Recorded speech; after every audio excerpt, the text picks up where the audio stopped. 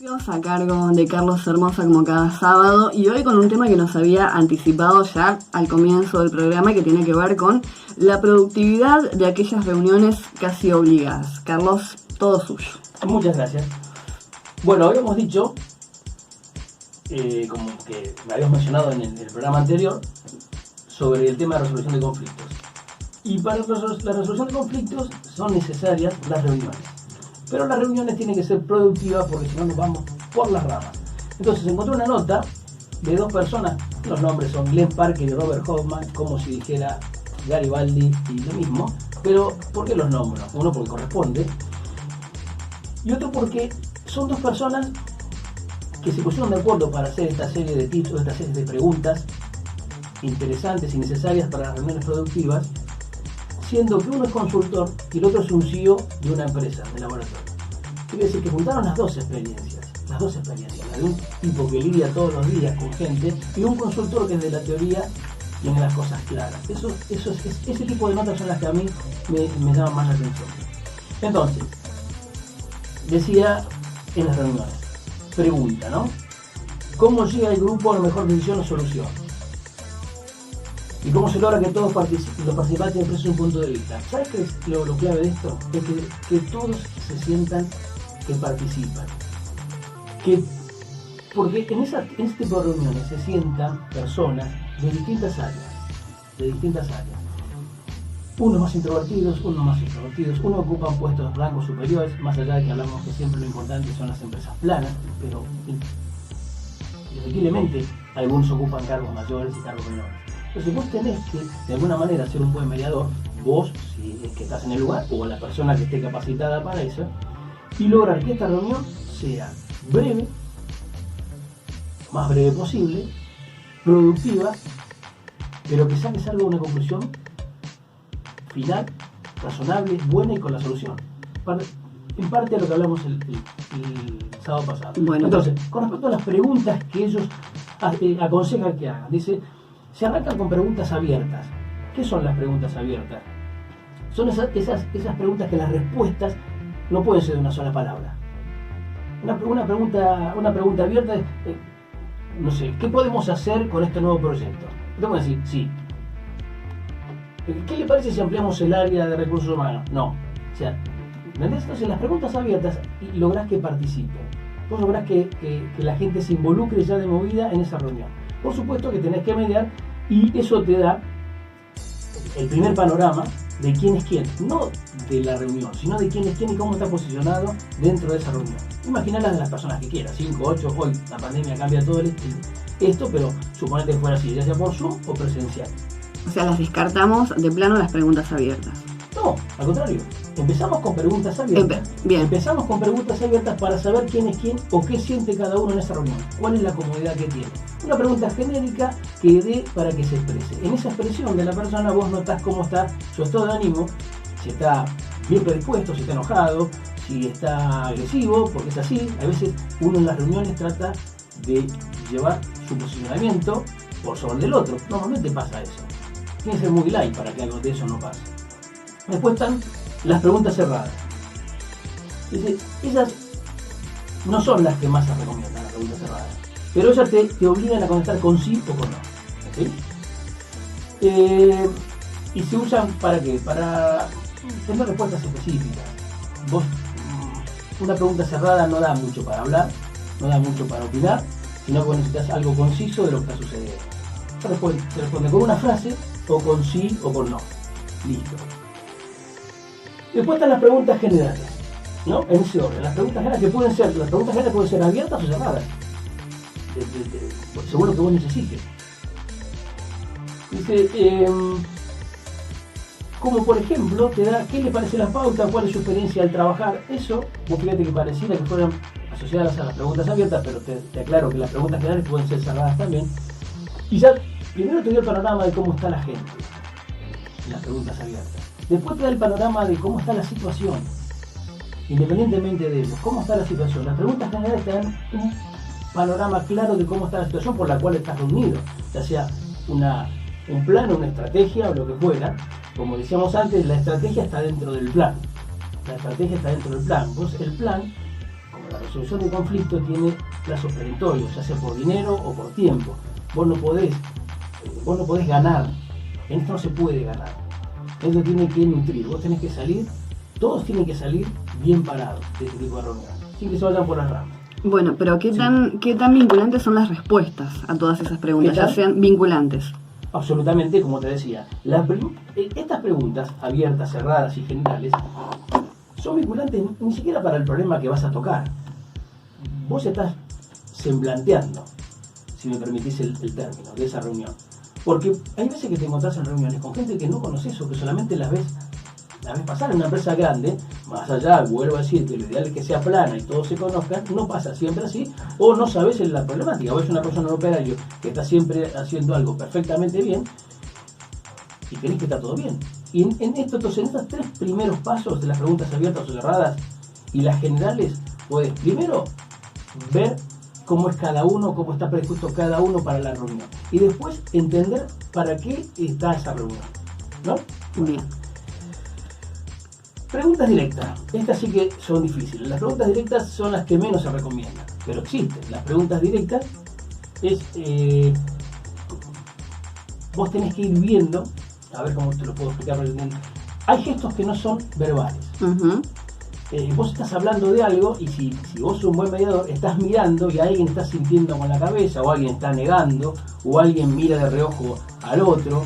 Cuando vos decís, he visto que hay problemas, y vos, si estás atento, que debes estarlo, si estás mediando, vos te das cuenta que hay gestos que te van diciendo cosas. Entonces es el momento de decir, vamos a hacer un ejemplo acá. Recién Gallego opinó tal cosa y yo te veía sentir con la cabeza. Y yo te diría, a ver, Yamila, por lo que veo estás de acuerdo con lo que dice Luis en este punto. Y te puse en un aprieto, tenés que contestar, porque estás con la cabecita diciendo que sí, o con la cabecita diciendo que no. Te obligo a contestar. Eso me da un panorama absolutamente y sinceramos. Esas son preguntas directas. Ojo, tenés que hacerlo, como te digo, de acuerdo a un buen planteo de gestos no verbales, ¿no? Esa cosa que vos estés distraída, porque si no entramos en las preguntas irónicas, en las capciosas que acá no están, yo te quiero hacer sentir incómodo, me doy cuenta que estás con el teléfono y te puedo decir la pregunta directa. Yamila creo que está muy interesada en lo que está pasando. Evidentemente no busqué nada productivo en la reunión, te puse incómoda. Y acá dejo una postilla que me gusta dejar siempre esas frases que no sé ni quién son, debería saberlo más porque para mí no son anónimas obviamente, pero no son buenos momentos para recordarle. Siempre me decían, y yo hago caso, se reta en privado y se felicita en público. Uh-huh. Se reta en privado y se felicita en público. No hace falta una ironía de eso para decir, parece que está muy preocupada Yamila por lo que está pasando porque está mirando el teléfono o lo que fuera. No es el caso. ¿Entendés? Entonces dijimos que las preguntas directas, si bien no son todo aconsejables porque son picantes, tenés que estar correlacionadas a un gesto que ves en la persona, de da sentir o ganas de participar. Bien. Y bueno, tenés que tener la capacidad de por allí también interpretar o leer ese lenguaje no verbal, ¿no? Que muchas veces te dice más que la respuesta en sí. Casi siempre. Siempre tenés que estar bien predispuesto, no tenés que tener un prejuicio ni un preconcepto. Es algo que vos tenés que ser neutral, debes serlo. Volvamos a lo que hablamos el sábado pasado. Tenés que estar preparado para afrontar ese tipo de reunión, o tenés que contratar, o tenés que tener a alguien preparado. No creas que lo tuyo es omnipotencia, y porque tenés un cargo de director o de dueño, manejas esa situación. No siempre, es más, casi nunca es así. Vamos a ponerlo, casi nunca es así. A veces es mejor ser un oyente en esta reunión, un participante indirecto. Pero suponete que lo estamos haciendo porque hablamos que esto era para una empresa chiquita, puede estar hablando de una familia que está trabajando en conjunto, y esto suele pasar. Entonces, ese es el punto. Después están las preguntas redirigidas. Eso es interesante, las preguntas redirigidas. Porque vos tenés que evitar los diálogos. Tenés que tratar de evitar los diálogos. Si vos empiezan a reprocharse o a preguntarse, y vos te das cuenta que en una reunión de 10 personas que hay 5 mini diálogos, que en el mejor de los casos están en su mundo, en el peor de los casos 2 están diciendo, mirá que ellos dos, yo dije esto y no me hicieron caso, bla, bla. Entonces, cuando vos ves eso, tenés que tratar de redirigir, se llaman preguntas redirigidas, y tenés que hacerlo con mucha sutileza y participativamente. Entonces vos ves que decís, mira, Pedro está opinando algo, ¿qué opinas? Luis de lo que está opinando Pedro. Truc, le redirigís la pregunta y lo pones en la obligación de que empiece a participar en el grupo y ya deje de haber esos mini diálogos que no conducen a nada y se van por las ramas y terminan siendo chumerío de reunión que terminan bastante mal en la mayoría de los casos. Entonces, se llaman preguntas redirigidas. Es una técnica que tenés que tenerla pulida y no tomar protagonismo. No tomar protagonismo. No digas yo creo que, él dice que, yo creo que, entonces vos qué crees. No, vos no estás en el partido, vos no estás en la cancha, estás en la tribuna. Él dice algo, ¿qué crees vos? Es una pregunta redirigida. Después están acá algo que está muy de moda hoy por hoy. Bueno, no, están las preguntas de sondeo, me olvidaba eso, para mí lo nombro porque ellos lo nombran como importante, que es más que nada para profundizar la información, son preguntas de sondeo. Ya te digo, lo nombro porque me parece una respetuosidad no nombrarlas, pero son más específicas. Yo creo que con algunas, si hiciste bien las primeras preguntas, las anteriores, ya eso te lo dio. Pero bueno, las mencionamos. Y después están las preguntas de parafraseo. Las preguntas de parafraseo. Parafrasear de algo es lo que... Esto es un parafraseo, yo estoy diciendo cosas de alguien que ya las escribió. Pero para el ejemplo más claro hoy nos está dando un periodista de mucha actualidad como es Fantino.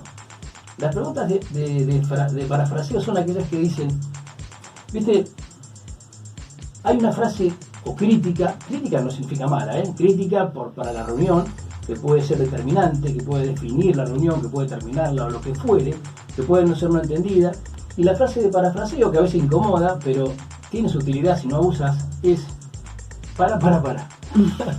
Vos me estás queriendo decir. ¿Me estás queriendo decir? Bueno, es una pregunta de parafraseo. Alguien dice algo y por ahí lo dijo. Suponete, vamos a pensar bien, sin ser irónicos.